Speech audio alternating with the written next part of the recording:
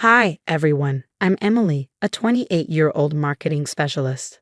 I just returned from 2 years working abroad in London. Stepping into my childhood home after all that time felt off.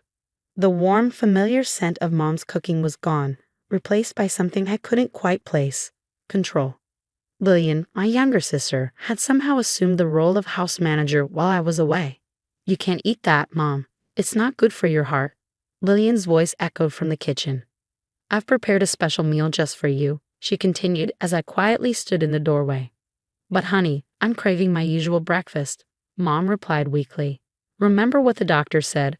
Lillian insisted, setting down a bowl of oatmeal in front of Mom while tucking away the fresh groceries I'd glimpsed earlier. Some things never change, I thought. Lillian had always had to be in charge, just like when we were kids.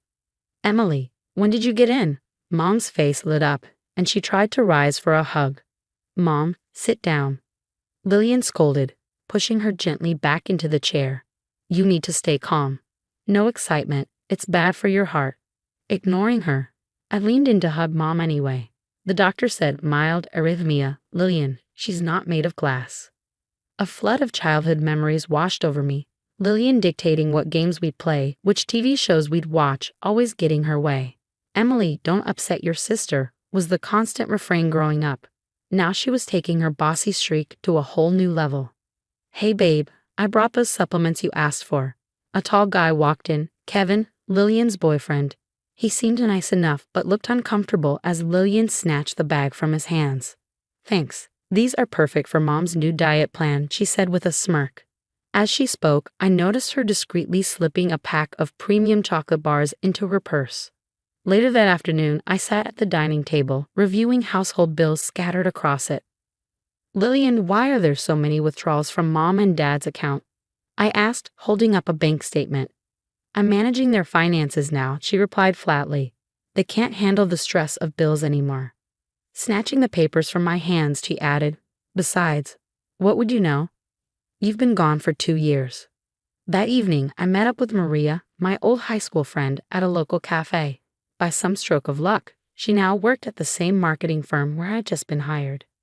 "Girl, I can't believe Lillian's turned herself into some kind of house dictator," Maria said, stirring her coffee. When your mom mentioned her heart issues, Lillian swooped in like some self-appointed savior. "She's always been controlling," I sighed. "But this feels worse." "Did you know she's handling their money now?" Maria raised an eyebrow. "That's not good. Remember how she handled the student council funds in high school? They had to audit everything after she graduated." I nodded, the memory a sharp pang in my chest. "And now she's convinced Mom and Dad she's their guardian angel. Mom can't even make tea without her approval." "Just be careful," Maria warned. "Lillian has a way of flipping things around when you call her out." "I know," I said, staring into my coffee, "but I'm not the same person I was 2 years ago. I'm going to do something about this before it gets worse." The next morning, Lillian's authoritarian streak escalated. "The kitchen is off limits after 7 p.m., she announced, installing a padlock on the refrigerator. "And Mom, breakfast is only between 8 o'clock and 8:30. "But I get hungry at night," Dad protested. "Then eat more during your designated meal times," Lillian snapped, her tone brooking no argument.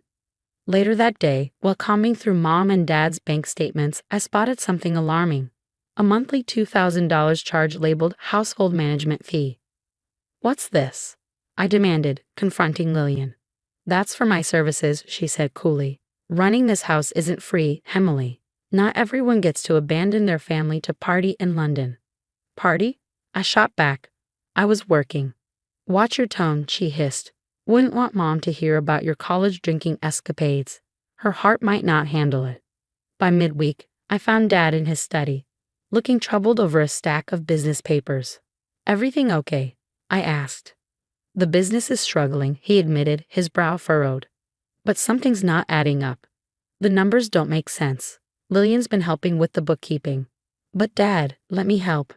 I can look at the accounts," I pleaded. Before Dad could respond, Lillian burst into the room. "Absolutely not. Dad's under enough stress. I'm handling everything." Later, when I tried to transfer money to help with bills, Lillian convinced them to reject it. "We don't need your guilty conscience money," she snapped. One evening, I overheard Lillian berating Kevin in the backyard. "You're useless. Can't even back me up when Emily questions things." "Maybe she has a point about the kitchen rules," Kevin began cautiously. "Shut up. You know nothing about family dynamics," Lillian shot back, her voice cold and cutting. Kevin must have noticed me watching because he looked away quickly when Lillian cornered me in the hallway later. "Stay out of my business, or I'll make sure Mom and Dad see you for the ungrateful child you are." Aunt Rachel's visit couldn't have come at a better time. Over dinner, Lillian refused to let Mom have a second helping. "Since when do you control your mother's portions?" Aunt Rachel asked, eyebrows raised. "Since I became responsible for this family's well-being," Lillian replied smugly, unlike some people who just criticize. Later, Aunt Rachel pulled me aside. "Something's not right here, Emily. Your mother seems afraid to speak." "I know," I whispered. "Lillian's taken over everything." When Lillian went out with Kevin the next day, I snuck into Dad's office. Scanning recent business records, my heart sank. I found multiple unauthorized transfers to Lillian's personal account. "Look at these transactions," I said, showing Aunt Rachel. "She's been stealing from Dad's business," Aunt Rachel said, frowning. "That explains the new designer bags. But Emily, be careful. Lillian's telling relatives you're mentally unstable from your time abroad. She's saying you're jealous and trying to destroy the family." "Of course she is," I muttered.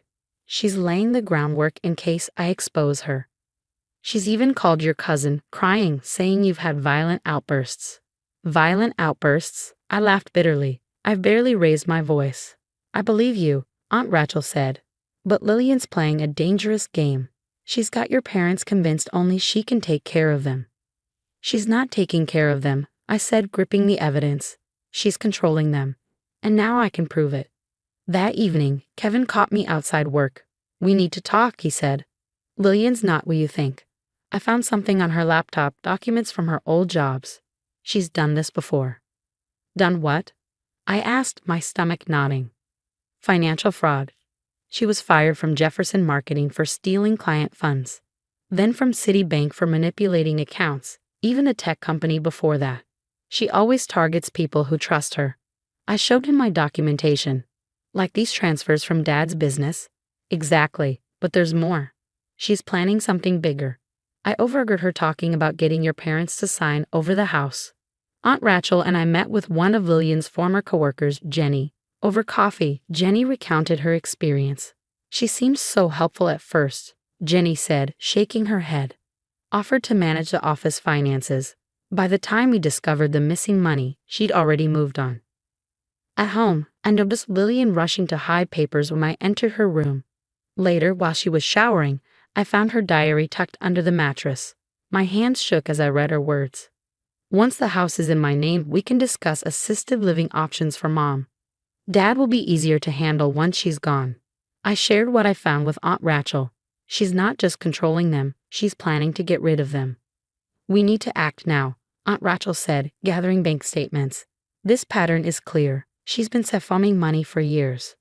That evening, everything came to a head. Dad clutched his chest, reaching for his medication. "You can't take those now," Lillian shouted, blocking the cabinet. "It's not time." "I need them," Dad gasped. "Give him the pills, Lillian," I demanded, moving toward the cabinet.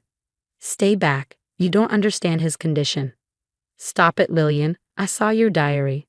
I know everything." Her face went pale. "You went through my things." "Like you went through Dad's business accounts, or those 3 jobs you got fired from." Kevin stepped out from the hallway. "It's over, Lillian. I found all the evidence on your laptop." "You went through my computer," she hissed. "How dare you?" "I had to," Kevin said.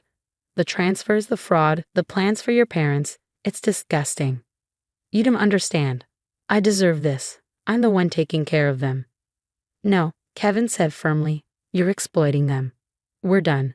And if you try anything, everything goes public." "You can't prove anything," Lillian snarled. "Actually, we can." I held up my phone. "Jenny had a lot to say, and we got your diary, the bank records, and the emails." Lillian lunged for my phone, but Kevin blocked her. "It's over, Lillian." Kevin headed for the door. "Emily, I'll email you everything I found." "Lillian, don't contact me again." Lillian's carefully constructed world crumbled as she stood there, shaking with rage. "You'll regret this," she hissed. The dining table was littered with evidence as Aunt Rachel stood beside me for support. "But she's been taking care of us," Mom said, her voice trembling. "No," I said gently. "She's been controlling you. Look at these nursing home applications she filled out. And these." I handed Dad the documents. "Are the papers to transfer the house into her name." Dad's face turned ashen as he reviewed the business accounts. All those missing funds. Before we could process the shock, the doorbell rang. A detective stood on the porch, flanked by one of Lillian's former employers. "We're investigating allegations of financial exploitation," the detective said. Just then, Lillian burst through the door, her face a mask of indignation. "What's going on?" "Miss Thompson," the detective said, stepping forward. "We have statements from multiple victims of your financial fraud schemes. As the days passed, more people came forward. The tech company pressed charges. The bank launched its own investigation. Former clients shared their harrowing experiences. I trusted her with everything," one elderly client sobbed to a detective. "She stole my life savings." Mom and Dad took immediate action. They canceled Lillian's access to all accounts, changed the locks, and began restoring their independence. Mom came to a painful realization.